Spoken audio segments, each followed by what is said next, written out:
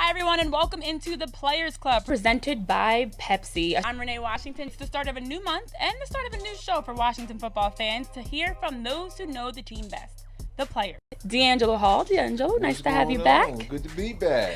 And then we've got Cowboy Killer, former Washington football team wide receiver, Santana Moss. I feel like I'm doing like an intro here. I like the introduction, so you keep that going. Cowboy Killer. I appreciate that. When you line up across me, you better be ready for my blank. I didn't know what D'Angelo said without even looking at him. All right, what'd he say? What'd he say? What his gonna be? Yeah, what's his answer? This guy? Yeah. It's all about him. His answer gonna be something about himself.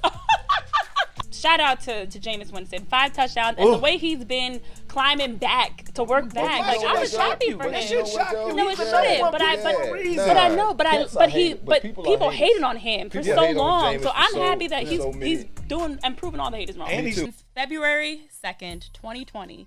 As the clock is winding down and there's a minute left in the game, you make a game-sealing play, a big interception to help the Chiefs win the first Super Bowl in 50 years. And just take us through that journey from being traded to being a part of the Kansas City Chiefs to helping win a Super Bowl.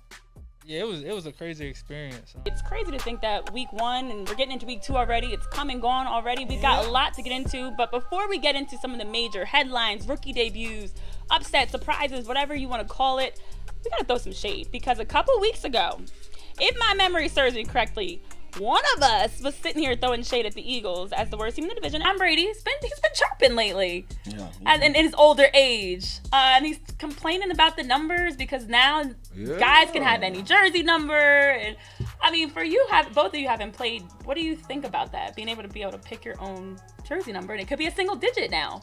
I mean, I love it. So, just overall looking at the matchup, what do you expect to see and what needs to happen for the Washington football team, game 3 of the regular season, to really show we belong here too? Yeah, I mean, I think the Buffalo Bills are still one of the best teams in the National Football League. As we're looking ahead, because week 1 hasn't started yet, so I feel like this is a great time to kind of see just how much you can see in the future and guess correctly. But I do want to get into some hot takes. Presented by Geico. Saving you money on car insurance has been in Geico's playbook for 85 years.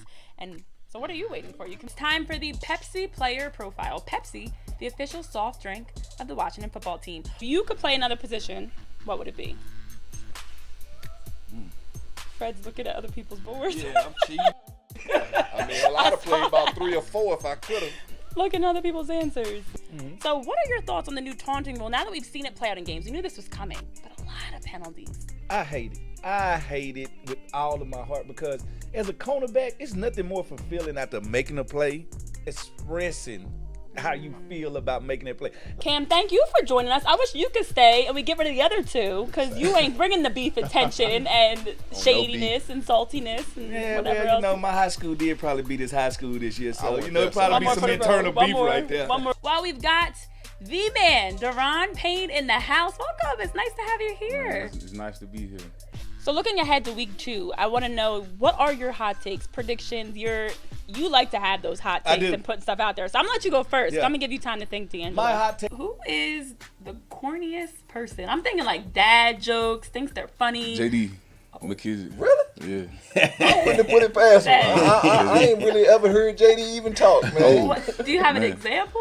What's he do? It's like every day. He's just got something to say every day. Andy Dalton goes down. They say it's a bone bruise. And, of course, Coach Matt Nagy was saying all the politically correct things of when he comes back, he'll be the starting quarterback.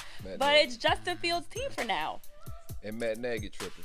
Matt Nagy, we trying to save your job, man, but you don't seem to want to listen.